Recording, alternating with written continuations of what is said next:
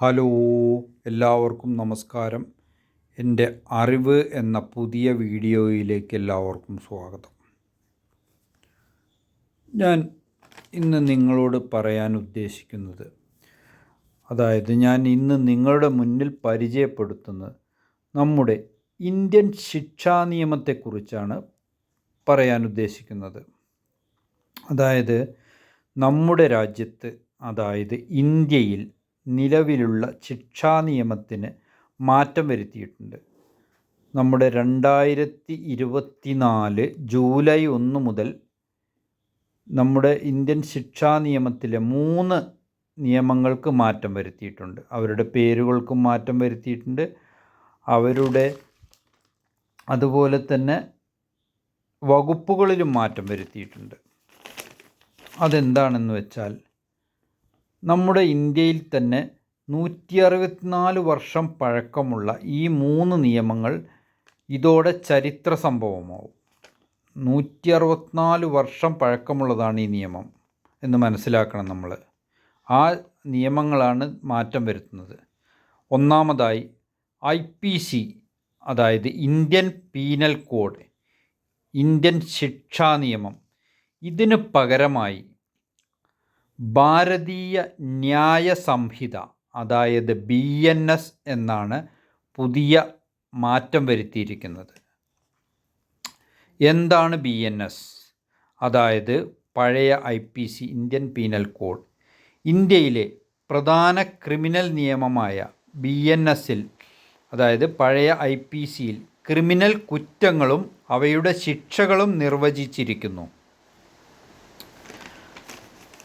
അതാണ് അതിൻ്റെ ഉള്ളടക്കം, ആ നിയമത്തിൻ്റെ ഉള്ളടക്കം. രണ്ടാമതായി മാറ്റം വന്നത് CRPC, code of criminal procedure code. ഇതിന് പകരമായി ഭാരതീയ നാഗരിക് സുരക്ഷാ സംഹിത, BNSS എന്നാണ് മാറ്റം വരുത്തിയിരിക്കുന്നത്. എന്താണ് BNSS? പഴയ CRPC.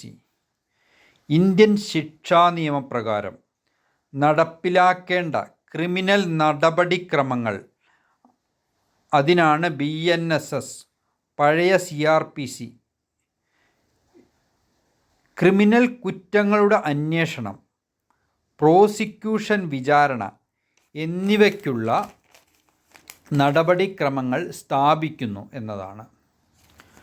അതുപോലെ തന്നെ മൂന്നാമതായി ഇന്ത്യൻ എവിഡൻസ് ആക്ട്, ഇന്ത്യൻ തെളിവ് നിയമം. ഇതിനു പകരമായി ഭാരതീയ സാക്ഷ്യ അധീനിയവും, BSA എന്നാണ് മാറ്റം വരുത്തിയിരിക്കുന്നത്. എന്താണ് BSA? പഴയ ഇന്ത്യൻ എവിഡൻസ് ആക്ട്. കേസ് നടത്തിപ്പിൻ്റെ ഭാഗമായി തെളിവുകൾ സ്വീകരിക്കുന്നതിനെക്കുറിച്ചും തെളിവുകൾ എന്തൊക്കെയാണെന്നും അവ ആര് ഹാജരാക്കണമെന്നും മറ്റുമുള്ള കാര്യങ്ങളെക്കുറിച്ചും പ്രതിപാദിക്കുന്ന നിയമമാണ്. കോടതികളെ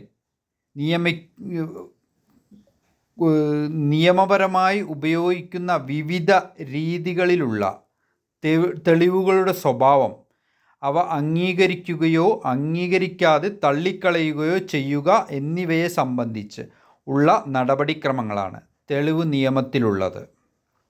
ഈ 3 നിയമത്തിൻ്റെയും പല വകുപ്പുകളിലും മാറ്റം വരുത്തിയിട്ടുണ്ട്. അത് ഒരുപാട് പറയാനുണ്ട്, ഞാൻ അതിലേക്ക് കടക്കുന്നില്ല. ചെറിയ ഒരു കാര്യമായി ഒതുക്കി നിങ്ങൾക്ക് ഒരു ചെറിയ അറിവ് പകരുകയാണ് ഞാൻ ചെയ്യുന്നത്. ഇത് 2024 ഈ മാസം മുതൽ മാറ്റം വരുത്തിയതാണ്.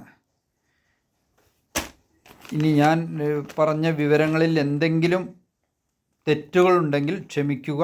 അതുപോലെ തന്നെ എൻ്റെ വീഡിയോ ഇതുവരെ സബ്സ്ക്രൈബ് ചെയ്യാത്തവർ ഉണ്ടെങ്കിൽ സബ്സ്ക്രൈബ് ചെയ്യുക, ലൈക്ക് ചെയ്യുക, എന്തെങ്കിലും കമൻ്റ് ഉണ്ടെങ്കിൽ കമൻ്റ് ചെയ്യുക.